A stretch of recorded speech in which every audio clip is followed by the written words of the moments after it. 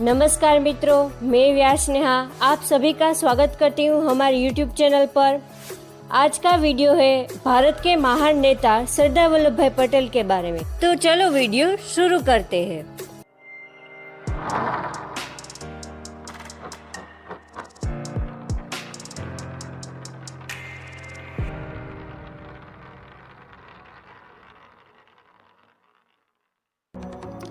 सरदार वल्लभ भाई पटेल का जन्म 31 अक्टूबर 1875 को नडियाद, गुजरात, भारत में हुआ था।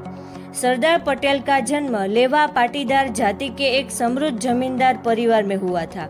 वे झवेरभाई पटेल एवं लाडभाई की चौथी संतान थे।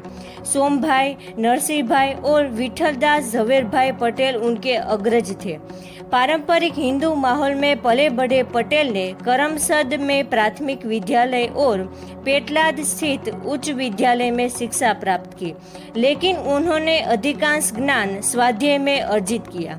16 वर्ष की आयु में उसका विवाह हो गया। 22 साल की उम्र में उन्होंने मैट्रिक की परीक्षा पास की और जिला अधिवक्ता की परीक्षा में उत्तीर्ण हुए, जिससे उन्होंने वकालत करने की अनुमति मिली। सन 1900 में उन्होंने गोधरा में स्वतंत्रता जिला अधिवक्ता कार्यालय की स्थापना की और 2 साल बाद खेड़ा जिले में बोरसद नामक स्थान पर चले गए। अब उनके परिवार के बारे में बात करेंगे। सरदार पटेल के पिता झवेरभाई एक धर्मपरायण व्यक्ति थे। गुजरात में सन 1829 में स्वामी सहजानंद द्वारा स्थापित स्वामी नारायण पंथ में वे परम भक्त थे। 55 वर्ष की अवस्था के उपरांत उन्होंने अपना जीवन उसी में अर्पित कर दिया था। वल्लभ भाई ने स्वयं कहा है, मैं तो साधारण कुटुंब का था। मेरे पिता मंदिर में ही जिंदगी बिताते थे और वही उन्होंने पूरी की। वल्लभ भाई की माता लाडबाई अपने पति के सम्मान एक धर्मपरायण महिला थी। वल्लभ भाई 5 भाई व 1 बहन थे। भाइयों के नाम क्रमशः सोमाभाई, नरसिंह भाई, विठल भाई, वल्लभ भाई और काशी भाई थे। बहन डाबिहा सबसे छोटी थी।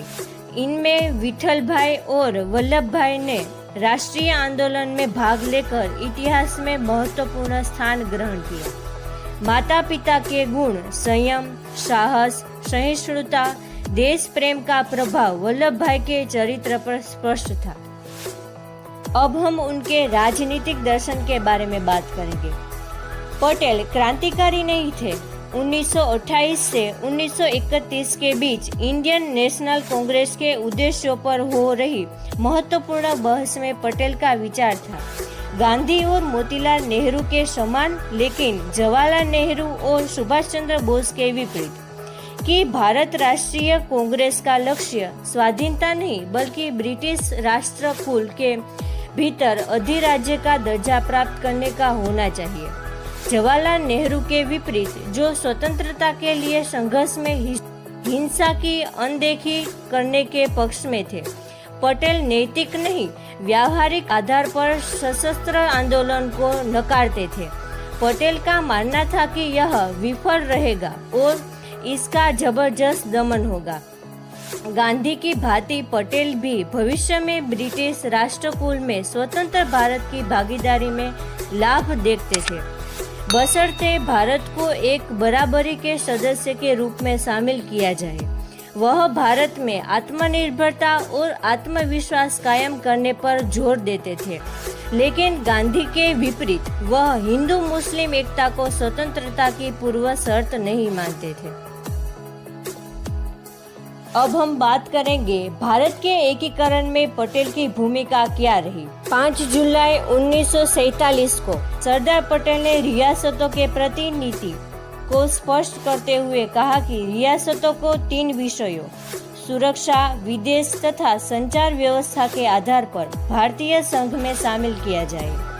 धीरे धीरे बहुत सी देशी रियासतों के शासक भोपाल के नवाब से अलग हो गए और इस तरह नवा स्थापित रियासत विभाग की योजना को सफलता मिली। भारत के तत्कालीन गृह मंत्री सरदार वल्लभ भाई पटेल ने भारतीय संघ में उन रियासतों का विलय किया था जो स्वयं में संप्रभुता प्राप्त थी। उसका अलग झंडा और अलग शासक था। सरदार पटेल ने आज़ादी के ठीक पूर्व ही पीवी मेनन के साथ मिलकर कई देशी राज्यों को भारत में मिलाने के लिए कार्य आरंभ कर दिया था।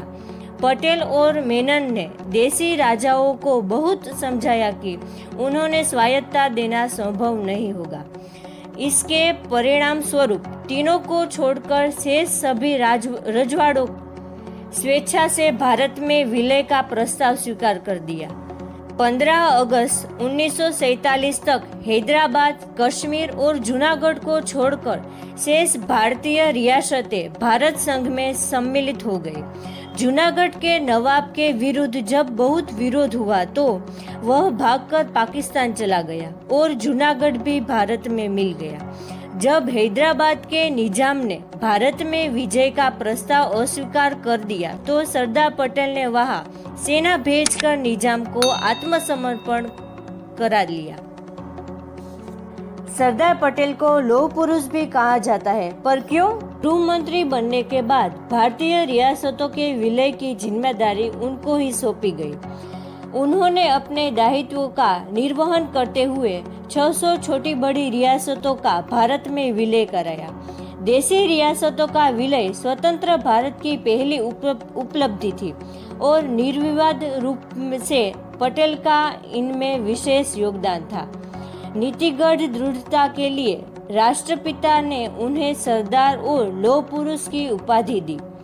बिस्मार्क ने जिस तरह जर्मनी के एकीकरण में महत्वपूर्ण भूमिका निभाई, उसी तरह वल्लभ भाई पटेल ने भी आजाद भारत को एक विशाल राष्ट्र बनाने में उल्लेखनीय योगदान दिया। बिस्मार्क को जहां जर्मनी का आयरन चांसलर कहा जाता है, वही पटेल भारत के लौह पुरुष कहलाते हैं। अब उसके सम्मान और पुरस्कार के बारे में बात करेंगे। सन 1991 में मरणोपरांत भारत रत्न से सम्मानित अहमदाबाद के हवाई अड्डे का नामकरण सरदार वल्लभ भाई पटेल अंतर्राष्ट्रीय हवाई अड्डा रखा गया है। गुजरात के वल्लभ विद्यानगर में सरदार पटेल विश्वविद्यालय है। उसका निधन 15 दिसंबर 1950 को मुंबई, महाराष्ट्र में हुआ था। अब हम बात करेंगे सरदार वल्लभ भाई पटेल की विशालकाय मूर्ति स्टैच्यू ऑफ यूनिटी के बारे में। स्टैच्यू ऑफ यूनिटी भारत के प्रथम उप प्रधानमंत्री तथा प्रथम गृह मंत्री वल्लभ भाई पटेल को समर्पित एक स्मारक है जो भारतीय राज्य गुजरात में स्थित है। गुजरात के तत्कालीन मुख्यमंत्री नरेंद्र मोदी ने 31 अक्टूबर 2013 को सरदार पटेल के जन्म दिवस के मौके पर इस विशालकाय मूर्ति के निर्माण का शिलान्यास किया था। यह स्मारक सरदार सरोवर बांध से 3.2 किमी की दूरी पर साधु बेट नामक स्थान पर है, जो कि नर्मदा नदी पर एक टापू है। यह स्थान भारतीय राज्य गुजरात के भरूच के निकट नर्मदा जिले में स्थित है। यह विश्व की सबसे ऊंची मूर्ति है, जिसकी लंबाई 182 मीटर यानी कि 597 फीट है। निर्माण कार्य का प्रारंभ 31 अक्टूबर 2013 को प्रारंभ हुआ। मूर्ति का निर्माण कार्य मध्य अक्टूबर 2018 को समाप्त हो गया। इसका उद्घाटन भारत के प्रधानमंत्री नरेंद्र मोदी द्वारा 31 अक्टूबर 2018 को सरदार पटेल के जन्म दिवस के मौके पर किया गया। जो आपको ये वीडियो पसंद आए तो लाइक करें, शेयर करें और सब्सक्राइब करना न भूलें। Thank you.